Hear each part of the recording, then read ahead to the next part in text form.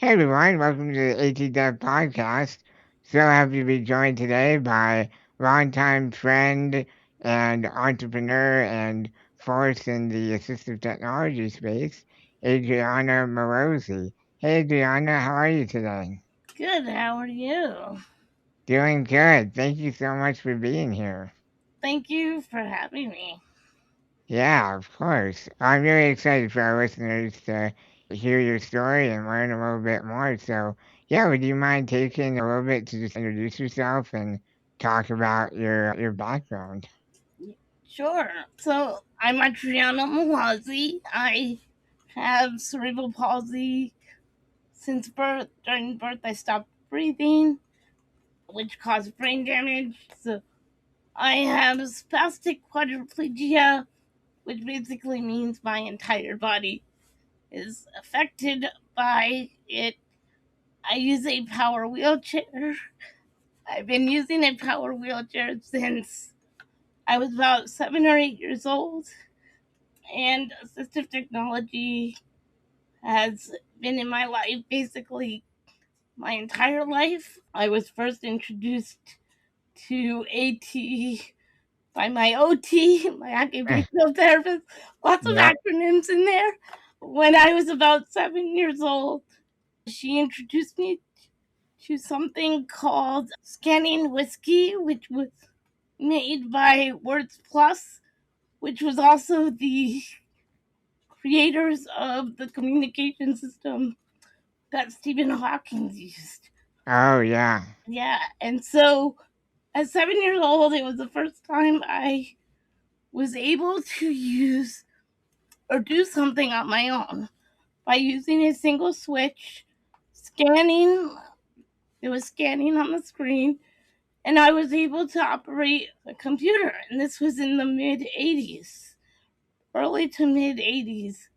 And after that experience, I was hooked to technology, and I realized quickly that technology would be the key to me being as independent as possible. So I really latched on to that, and I became a techie ever since then. At the time, where I grew up in Connecticut, and then ended up at 18 going to college in Massachusetts in the Boston area, and have been there ever since for 30 years now, officially. Wow. Yeah. And then after college, I very fortunately started working part time at a company or organization called Center for Applied Special Technologies. And I totally found my people.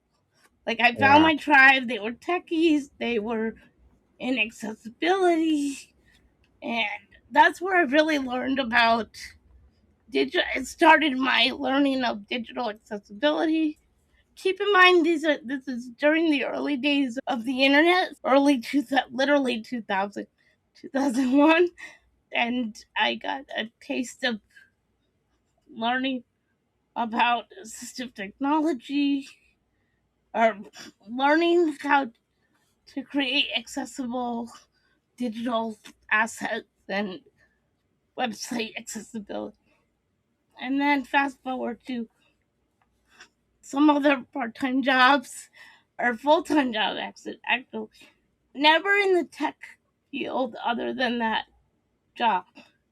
And then when I got in 2013, end of 2013, I was laid off from a job that I had been at for almost 4 years, Yeah. completely miserable. But as people with disabilities, it's really difficult to find a job, and Yeah. obviously I needed to survive and pay bills. Yeah. And so I stuck it out, and it was really what pushed me to pursue my true passion of Yeah. incorporating assistive tech and helping people with disabilities. Was being laid off. Like, it really gave me that kick in the butt And then shortly after that, I participated in a hackathon at MIT, the Assistive Tech Hackathon, where they reach out to community members with disabilities, and you get to submit a problem and an idea for a solution. And then if they choose you, you get to participate. And so I was one of the, I don't know if it was like 14 to 17 people that are teams that were chosen. And I got to participate. I had an amazing team. They really, it was a very collaborative effort. It was really great where we all listened to each other. We all shared ideas and took each other's ideas and built upon those. And I attribute that to our success. So we ended up winning first place, and that led to me creating a startup to Yes, Puffin. and that was Puffin, right? Yeah, and that was Puffin. That was the birth of Puffin. Yes, and that's how I first heard about you, and that was, I don't know, maybe a decade ago at this Yeah, I point. think it. Yeah, it's Yeah, almost about probably I'm 8 years ago at this point. Yeah, Yeah, that sounds about right. yeah. And yeah, I use my joystick with my mouse, and that's how I interact with my wheelchair and ultimately my computer and my phone and really my whole environment. And that's all through my mouth and my lips. And I really love Puffin and the idea and the concept behind it.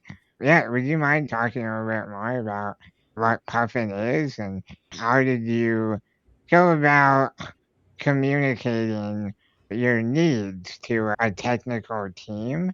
And like, what kind of things did you learn about how to share that lived experience with an engineering team that may or may not have had any prior experience with breath input or even disability in general? I'm a very hands-on person, and I've always been the type of person that is really good at articulating and understanding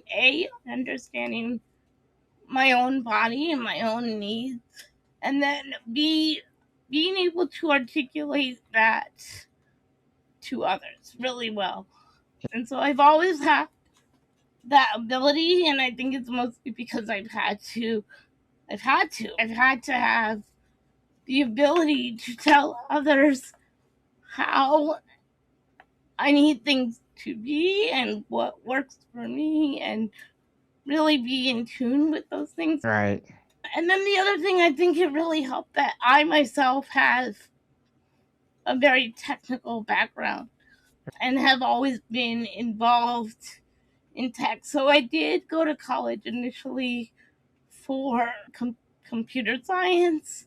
I was in high school, I took computer programming classes. So I already had the technical background where Yeah. I could relate and understand.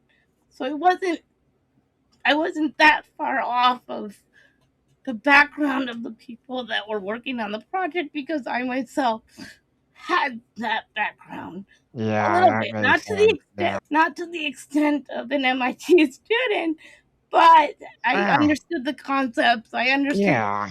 the language, You have the lived experience, which is right? understanding the problem is like way more than half of the battle.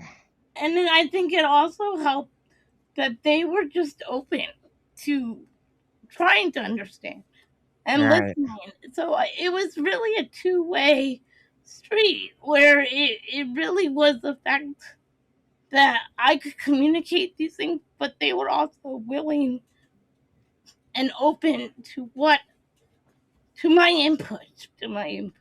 So let me explain what Puffin is. Puffin is a wireless mouth operated joystick that can connect to mobile devices and computers via Bluetooth, and it basically acts as a Bluetooth mouse, but you use it with your mouth, and it's completely self-powered, similar to a any device that you can plug in with a USB cord and Yeah. charge it up, and you can travel with it. It's modular. So what was really important for me is to, because of my lived experience, I understood that the way people lived, you're not just in your chair 24/7. Yeah, that's right. I would sit on my recliner and like to watch TV, but then if I'm not in my chair, I don't have access to any of my Yes. technology. I know. I Rent, resonate with that so much. yeah, I have that same problem. and or if you're in bed, or if you're traveling and you can't carry all your tech or your heavy power chair, and is that was the motivation and the thinking behind making this as portable as possible, and really able to just be used wherever you are when you want to have access to your technology. Just Yeah. like everyone else, right? Everyone Yeah. else can't put their phones down, especially now, my goodness. And for me, when I would travel, I didn't have any access to a simple thing as a cell phone. I would need someone else to do that. And I love to travel. I travel overseas, especially pre COVID. I traveled a lot. I would travel a lot. Mm, And that was really important for me to have the same level of access as everyone else. mm, And for people with disabilities to have that. New people who would travel in the community independently using paratransit and things like that, but then they didn't have a cell phone because they couldn't use it mhm. independently. And so when they were out, if they were running late and their PCA was expected to be at their home, but they weren't there yet, they had no way of communicating Right. to their PCA saying, hey, I'm going to be late, or can you meet me here instead, or I'm stuck even in an emergency. Like they had no way of calling someone. And these are all the things that were in my head as we were designing and as we built upon the initial idea. I had we had people from the community with different disabilities, different levels of mobility and ability with their extremities or with their mouth, etc., to test it and give us feedback on what they wanted, what features Yeah. would allow, because we really wanted this to be as universally designed as possible. Right. And then we also had have an app that goes with it. So the app allows the user to really customize how the device interacts or how the device works. And so you can Yeah. customize sensitivity, speed, the axes. So I have a friend who drives her chair, uses her driver control in the opposite direction. And so when she pushes down on her joystick or pulls back on her joystick, it actually goes forward. Yeah.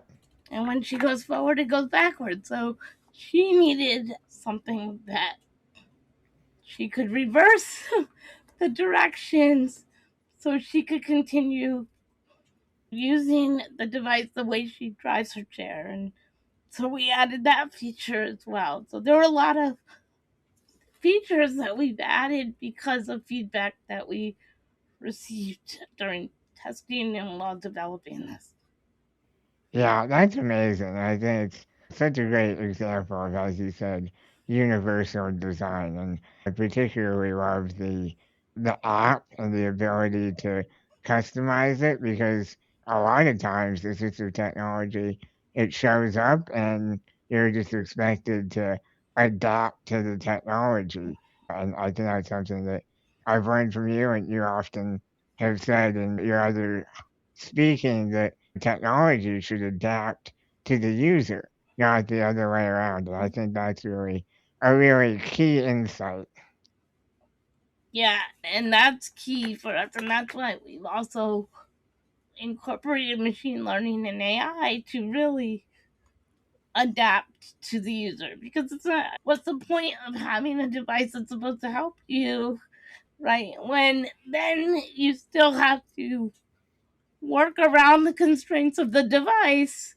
Yeah, That's not helpful. So we like that was something that was really important to me, because I understand, obviously, bringing that lived experience.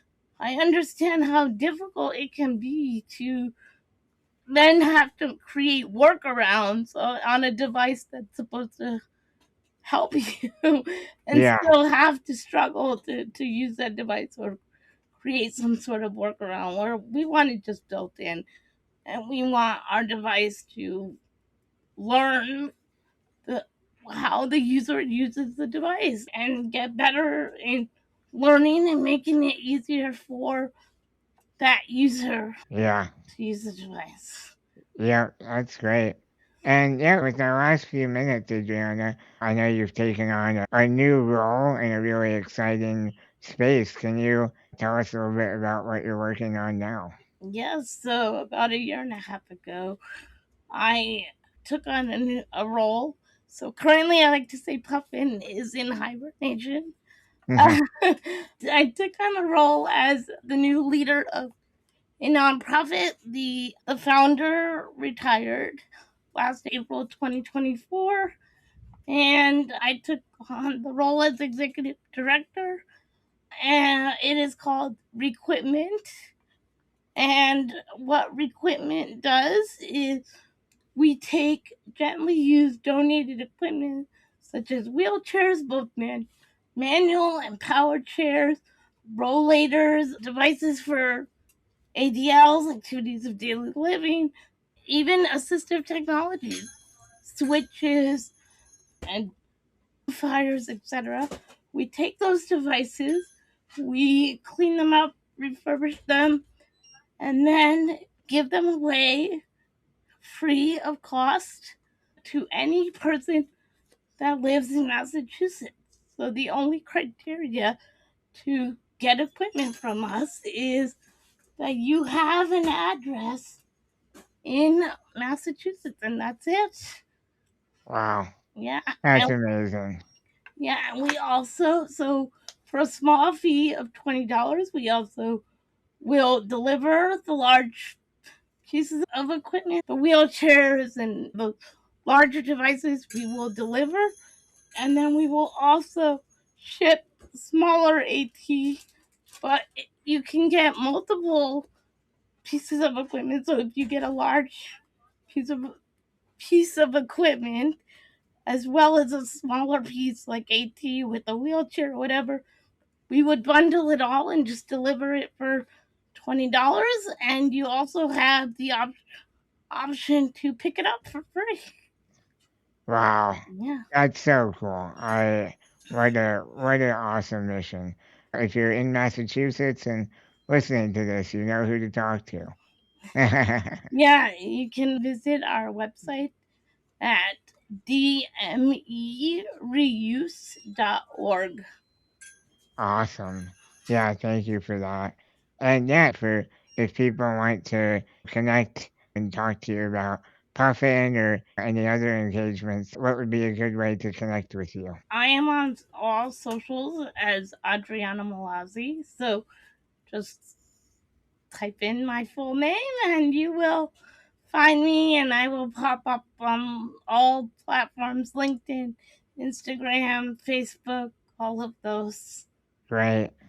Adriana, thank you so much for your time today. It's always a pleasure to chat with you. And yeah, thank you for all the amazing work you're doing. Thank you so much. Yes, and thank you to our listeners. If you enjoyed this episode, please subscribe and share with a friend or family member. All right, thanks for listening, everybody. Take care.